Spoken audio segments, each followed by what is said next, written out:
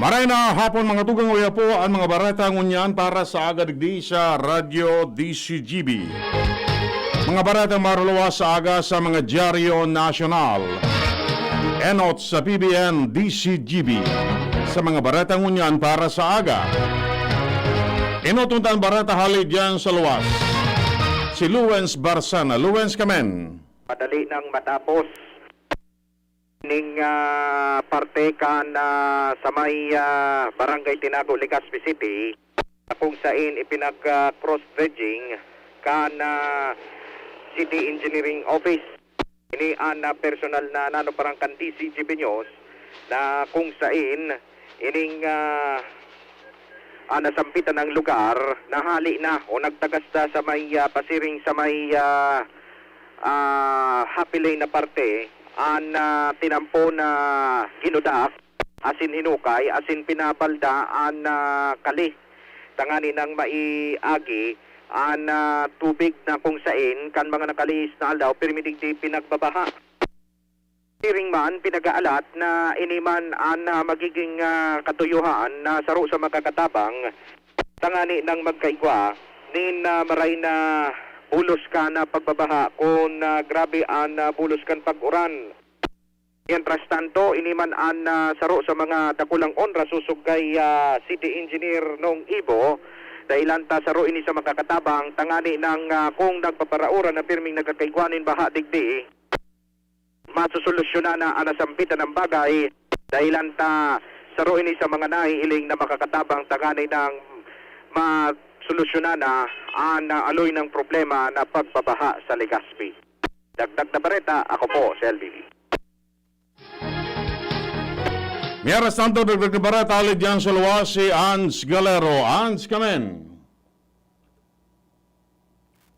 Hello? Go ahead, Ans. Duwang mabayang Legazpi na duwa ang bagong positibong kaso ng COVID-19 sa syudad kan Legazpi. Ini ang ipinahayag niya na pagkahapon ni Alcalde Noel Rosal kung saan sayang sinabi na enot na nagpositibo yung sa 28 anyos na babayi, residente kan Barangay Bugtong kan syudad, asin empleyado kan DOH, mantangan ni kadua sa Romana 48 anyos na babayi, residente kan Barangay Bonot. Ang mga personang ini naka-isolate na suso o naka-quarantine na susug sa Alcalde, asin sa ngunyan pinagbabantayan na asin pinagtatawanan ng magkakanig o medical na atensyon tangan na tulos-tulos man o kay Amerikas na makapag-recover sa helang na COVID-19. Sa ngunyan na diit sa naan kaso na na-record kan syudad na aktibo o bagong positibong kaso ng COVID-19 nangapolan giraray asin nagpagirumduman alkalde sa Gabos na magkasunod man giraray sa minimum health protocols asin di magpakampante may kinaraman sa sharing na bagay. Dagdag na Bareta, Ans Galero, DZGB. Miyaras na dos detalles kang Bareta sa lado nasyonal. Inagad ni retiradong Supreme Court Justice Antonio Carpio sa mga namamanuan na apudan si Presidente Rodrigo Duterte na bawion ang piligrosong pahayag kay ni sa issue kan West Philippine Sea. Sa sinabi ng pahayag ni Duterte sa naan-arbitral ruling pabor sa Pilipinas, konsideradong papel na dapat ibasura asin itapok sa basurahan, pwedeng makaapektar sa intereses ka nasyon. Ang sa tanawaning punto, iyo ang padagos na kalamar ni Duterte na ang China nasa posisyon kan West Philippine Sea, parte kan South China Sea na gustong klamaron gabos kan Beijing.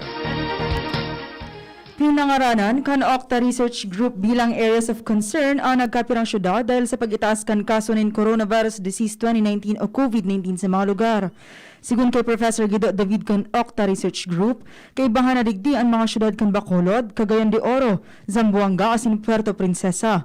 Hinagad man ni David ang mga lokal na gobyerno na tutukan ang naglalangko na bilang kan COVID-19 sa saindang mga syudad. Mas marikas man na nakokontrol ang sitwasyon sa mga saradit na lokal na gobyerno kung kaya dai pa man giraray ini maikokonsiderar na makahadit. Mantang nagluluwas man sa pag-aadal kan Okta Research Group na nagbaba na ang daily virus cases sa National Capital Region o NCR sa average na 2,100 gikan sa dating 5,500 na kaso.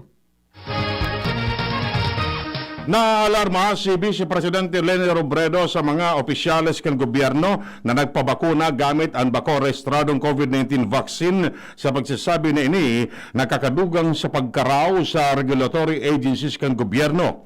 Inesayang pahayag kan hapoton kung ano ang reaksyon niya na si Presidente Rodrigo Duterte nagpabakuna gamit ang China-made Sinopharm vaccine na ikusanan in special permit para sa compassionate use. Sa iyong sinabi na ang paggamit nin bako otorisadong bakuna iyon sa rong klase nin promotion na daiman nin emergency use authorization kung kaya sharing sa pagkakarawan sana ang mga regulatory agencies kan gobyerno. Posibleng mapaunan na ang pagbakuna kontra coronavirus disease 2019 o COVID-19 kan mga Pilipinong nasa A4 priority group sa masunod na bulan. Iniyan kinonfirmar ni Health Undersecretary Maria Rosario Vergere, siring man depende pa man girari ini sa supply asin paglaog kan mga bakuna sa nasyon. Sagkod sa ngunyan, wala pa sa kabanga ang nababakunahan sa populasyon na nakapalaman sa A1 sa Code A3 Priority Group. Napag-araman na ang mga nasa A4 Priority Group, iyon mga tinder sa saod, food delivery riders as iniba pang obrero nagahampang sa publiko dahil sa indang trabaho arog na sanakan mga religious groups, frontline economic workers gikan sa pribado asin pampublikong sektor, siring man ang mga nasa industriya kan media. Ipigor din ni Health Secretary Francisco Duque na sa Department of Health na mismo sinda nagkua ng emergency use application para sa Sinopharm vaccine alay sa China tanganing din ini ibalik. Sa sinabi ni ini masanaan kay puan para matugutan na nasabing brand din bakuna tanganing makasabay na sa vaccination program kan gobyerno. Enot kani na porbaran man kan World Health Organization ang Sinopharm vaccine para sa emergency use kani nasangunyan iyo ang pinakaenot na bakuna na bako gibo sa western countries na suportado kan WHO. Trabaho kan gobyerno na magpautob nin mga lakdang na makakanigo para makontrol ang pagitaas kan bilang nin kaso kan coronavirus disease 2019 o COVID-19 sa nasyon. Iniyan sinabi ni Senator Ronald Bato de la Rosa kasunod naman kan pangapulan kaining day pagibuhon na human rights issue ang direktiba ni President Rodrigo Duterte na pag-aresto sa mga face mask violators. Sinabi kaini na sigurado na naman na ang gobyerno ang babasolon pag naglobo girari ang kaso kan virus sa nasyon. Mantang inabasuhan man ni De La Rosa ang PNP, nagibuan sanaan sa indang trabaho sa pakikipagkoordinar sa mga lokal na gobyerno para day malihis sa issue kan pagsuway sa diretsong pantawo ang nasabing direktiba ni President Rodrigo Duterte. May arestado dagdag na Bareta hali diyang sa luwas si Jimmy Nasolita. Jim, kamen. Babarakunahan sa aga ang mga taga-provincial engineer's office sa pamamayon ni Engineer Dante Baclao kung sa inisasagibo ang vaccination sa Josepina Belmonte Duran Albay Provincial Hospital, Tuburan sa Ligao City. Mismong si Provincial Engineer Dante Baclao, iyo ang manginginutan sa bakuna sa Sinovac ang ibabakuna sa mga taga-PEO. Sinabi ni Provincial Engineer Dante Baclao, mas maray na mabakunahan na sinda, tanganing maski puro papano, iguan na lamang sinda ni na pangontra laban digdi sa nangaulakit na COVID virus. Mga dagdag na bareta, Jimmy Nasalita, DZGB News. May arestado iba pang detalles kan Bareta. Sinabi ni Vice Presidente Leni Robredo na dapat turuan kan mga otoridad ang publiko kung paano ang tamang paggamit ng face mask imbis na ang mga ini presoon tulos. Ang sa tanawan ng punto iyo ang pahayag mismo ni Justice Secretary Menard Guevara na ang mga nagsusuway dapat patawan ng penalidad siring sa community service imbis na multa o pagkakapreso. Sinabi ni Robredo na dapat turuan ang mga namamanuan sa tamang paggamit ng face mask. Sa tanawan ng duod na sala na arestaron tulos ang mga nagsusuhay asin ikakarasel lalo na ngunyan ang sitwasyon kan mga presohan grabe na. Kaso ang kahampang kan mga alkaldeng malulusutan kan mass gathering sa indang teritoryo. Patanid ini ni Department of the Interior and Local Government o DILG Secretary Eduardo Año na nagsabi man na posibleng manimbag sa dereliction of duty o day pagsunod sa indang trabaho ang mga pasaway na opisyal sa implementasyon kan health protocol. Sigun pa kay Año, posibleng administrative o criminal case ang kakahampangon kan local chief executives pag nagpabaya sa implementasyon in health and safety protocols arog kan mass gatherings base naman sa quarantine classifications sa indang lugar. Ang mass gathering mahigpit na ipinagbabawal sa mga lugar na nasa Enhanced Community Quarantine o ECQ as in Modified ECQ.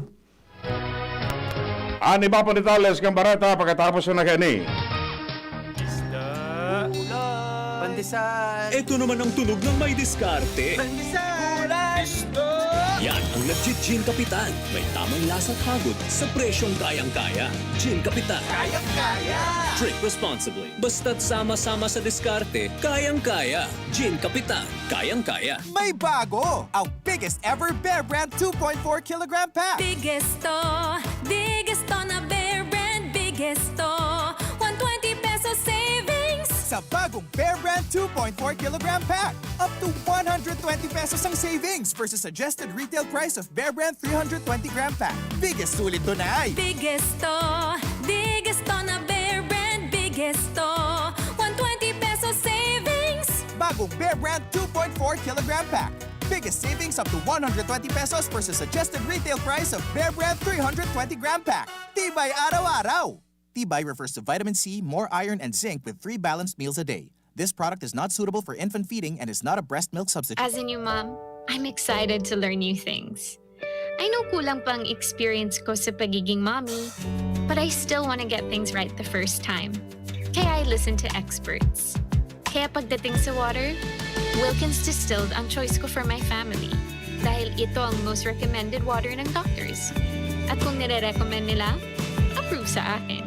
This is Ann Curtis, and my family is worth a Wilkins. Maggie Magic Sarap, my new triple pack. Maggie Magic Sarap, my new triple pack. Dagdag savings up to 2 pesos sa new triple pack. May Maggie Magic Sarap triple pack na. Dagdag up to 2 pesos savings, dagdag sarap at aroma pa. Para sa all-in-wonderful na lutuin araw-araw. Dagdag savings araw-araw sa new triple pack. Hey! Maggie Magic Sarap new triple pack. Bili na! Savings up to 2 pesos versus buying 3 Maggie Magic Sarap 8 gram packs. Dagdag sarap at aroma versus previous formulation. Maggie Magic Sarap, may new triple pack na. Mag spaghetti tayo, El Real ang pasta ko. El Real, El Real, El Real. Sarap, sustansya, sulit talaga. Sarap, sustansya, sulit talaga. Spaghetti El Real, sarap, sustansya, sulit. Basta maray na kalidad na pasta, El Real mo na. Sulit na, value for mommy pa. Bakal na. Ang pinagalan. Sinakripisyohan. Ginaklutan. Daipig sa sayang. Sa Red Horse, kada turo, may sirap, may kusog, may sipa. Kaya kada turo, bawi. Kusog kang tama, pero bakun wasak. Drink responsibly. Palamig ka muna, Dre. Bili na ng Red Horse Beer sa inyong mga suking tindahan. Lakas ng tama, pero di wasak. Drink responsibly. Nido Jr. Para sa kaakian na saro hasta 3 taon. Nido Jr. Ang presyo mapuon sa 97 pesos na para sa 160 grams suggested retail price. Iguaman mababakal sa dakulang pakete. Nido Jr. The use of milk supplements must only be upon the advice of a health professional. The unnecessary and improper use of this product may be dangerous to your child's health. EO 51CA number 185 series of 2020. Nasa kamay mo ang kalusugan at kaligtasan ng mga alaga mo. Paalalang hatid ng Microban GT at Tigrolac. Isolation, nutrition, disinfection, supplementation, vaccination. Kasa ang 5 steps. 1, 2, 3, 4, 5. Para alaga ay protektado, sunding mabuti mag-biosecurity. Ikaw at ako, lahat tayo. 1, 2, 3, 4, 5. 5 kasado. 5 kasado. 5 kasado. Bear Brand Jr. Para sa 1 to 3 years old. May new formula. Available na in 2.4 kilo pack. 860 pesos lang ang suggested retail price. The use of milk supplements must only be upon the advice of a health professional. Ang paggamit ng gatas na ito ay dapat sang-ayon sa payo ng doktor o health professional. Per IAC EO 51CA number 071 series of 2020. Ang bagong jersey. May bagong tapas! Stanley, Ringo! It's a One Ginebra Nation jersey and cap collection promo. Collect a combination of 6 seals and caps from Ginebra, GSM Blue, and Premier Light Brandy. Scotty Thompson! Plus 100 pesos sa jersey or 150 pesos sa cup. I-redeem sa mga partner outlets. Never say die! Ginebra tayo! May bagong tapak sa One Ginebra Nation. See posters and print ads for details. Promo runs from April 16 to June 15, 2021. Per DOH, FDA CFRR permit number 0219 series of 2021. Drink responsibly. For more details, follow us at Ginebra San Miguel's official Facebook account. Lonely, napaka-lonely. Wala akong kasama pag ako mainom. Daddy, wag ka nang lonely. Dahil may new Coke kasama 1 liter na tayo. tayo, 39 pesos lang. Kaya sulit at masarap kasama. Happy, happy na kami. Masarap ng kumain ng marami. Together tastes better. Try the new Coke Kasama for only 39 pesos SRP. Check the label, mommies! Mayan Rivera po. And Via! Pagdating sa milk, di porkit mura sulit. Kaya, Check the label, mommies! Check the label, mommies! choose Nido 3 Plus. Tinodo na sa immunonutrient, may DHA pa. Pagkasulit, mommies! At ito lang ang may Lactobacillus protectus to help support respiratory defense. Total protection, mommies! With 3 balanced meals, kaya wag basta-basta sa pagpili. Always, check the label, mommies! Help Todo Protect. Choose Nido 3 Plus. Para kay Ralph na napuruhan ng boss. Kay Suzy na di makasakay ng bus pa uwi. At syempre, para sa'yo. Embassy Whiskey. Its smooth, oaky flavor helps you unwind after a long day. Kaya relax, slow down, and chill muna tayo. Drink responsibly. Sa sobrang init ng summer, you deserve to relax. Chill muna with Embassy Whiskey. Drink responsibly.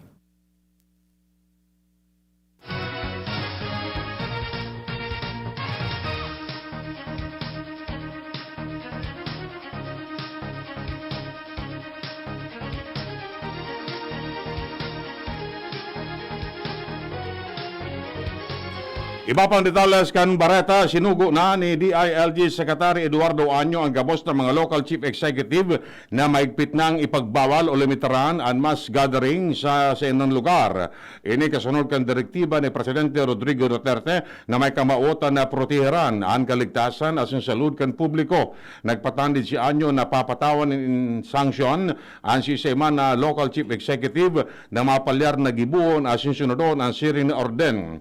Idinugang pamanya na daing ibang dapat gibuhon ang mga LCE kundi ang pakusugon asin ipasunod ang giya asin polisiya kan interagency task force.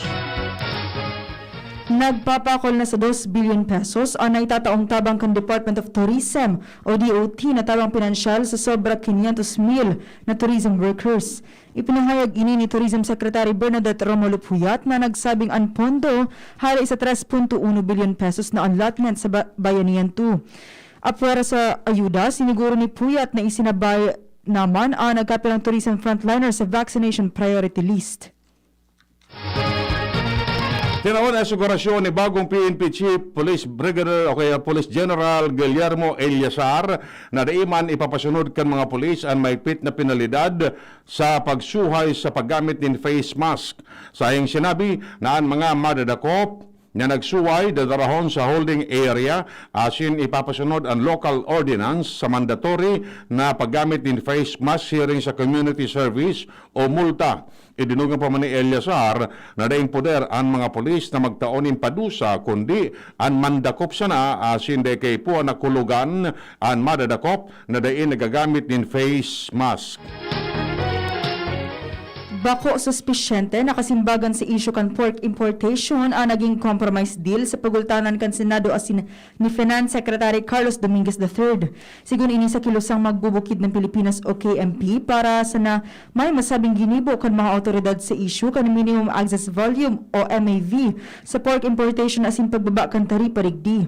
Sinabi kan KMP President Emeritus Rafael Capeng Mariano na dakulang patakot paman sa giraray sa lokal na industriya ng pag-urig ang nasambit na kasunduan ni na Dominguez asin Senate President Vicente Soto III. Ang tunay na kamautan kan kasunduan iyon para mabawasan ang pressure kan publiko asin ibusol paman giraray ang interes kan mga importer asin mga dayuhan sa negosyo. Nag-apilar giraray ang Department of Environment and Natural Resources sa publiko na itapok sa tamang basurahan ang mga ginamit ng face mask bilang pag-iwa sa peligro ka nakakaulakit na COVID-19 asin pangatamanan man ang kapalibutan. Sinabi ni DENR Secretary Roy Simato na peligroso sa terrestrial asin aquatic animals ang mga basura sharing sa face mask na minasalak sa mga rekurso sa tubig. Sinabi man ni DENR Undersecretary for Solid Waste Management and Local Government Units concerned, Benny Antiporda, na importante ang papel kan kada pamilya sa pagsiparar kan mga ginamit ng face mask asin iba pang basura. Pigpoproseso na kan Malacanang ang deklarasyon kan state of calamity bilang kasimbagan sa epekto kan African swine fever o ASF outbreak sa local hog industry. Iniyan impormasyon ni Senator Francis Pangilinan matapos magkaigwanan kasunduan o kompromiso ang Senado asin Malacanang manood sa ipapataw na taripa sa pork importation. Nakapalaman pa sa kompromiso ang minimum access volume o gura no kadakul unimported na origmo ni na taon. Sigun kay Pangilinan, makakatabang ang deklarasyon in state of calamity para sa indemnification fund o tabang pinansyal ang deklarasyon kan state of calamity tabang pinansyal sa mga paraorig. Dagdag pa ni Pangilinan, nadalan pa man ang state of calamity para matauan ng proteksyon ang mga lugar na bako apektado kan ASF siring man para mapugolan ang paramientras na interes sa mga pautang apwera sa paraorig. Tinawan doon ni retiradong Supreme Court Associate Justice Antonio Carpio na inako man sa niya ang hagiat ni Presidente Rodrigo Duterte na makipagdebate sa iya tanganing masabutan kan publiko ang issue sa West Philippine Sea. Ini kasunod kan pag-atras ni Duterte sa hagiat na debate kay Carpio asin ang isinubol iyo si Presidential Spokesman Harry Roque bilang kasalida sa debate na dayman inako ni Carpio. Kasabay kini, trending mo niyan ang hashtag Duterte Duwag sa social media. Ikinamundo ni retired Supreme Court Senior Associate Justice Antonio Carpio ang pag-atras ni President Rodrigo Duterte sa saindang debate kuta na manungod si issue sa West Philippine Sea sa pagultanan kan Pilipinas asin China. Sinabi ni Carpio na ang nasabing debate na kuta ang best opportunity sa ngunyan para maipaliwanag din marahayan issue na ini sa publiko. Bako man apektado si Carpio sa name calling na pigigibo sa iya ni Duterte dahil wara man ining o kahulugan sa iya. Siring man, sinabi ni Carpio na nasasabutan niya ang pag-atras kan presidente sa saindang debate dahil privilege man niya ini. Katakod ka ini, sa giraray na nga po dan si Carpio kay Duterte na dapat ining maglusad sa pwesto matapos niyang mapatunayan na sila ang klamar kan presidente na siya imbuelto sa desisyon sa pag-withdraw kan mga barko kan Philippine Navy sa West Philippine Sea. Kan mga panahon na ito, dahil siya nakiaram sa anuman na cabinet meeting sa West Philippine Sea dahil bako maninian sa iyang trabaho bilang miyembro kan hudikatura. Yan mga tugang detalles kay mga Bareta ngunyan para sa agarigdi sa Radio DZGB.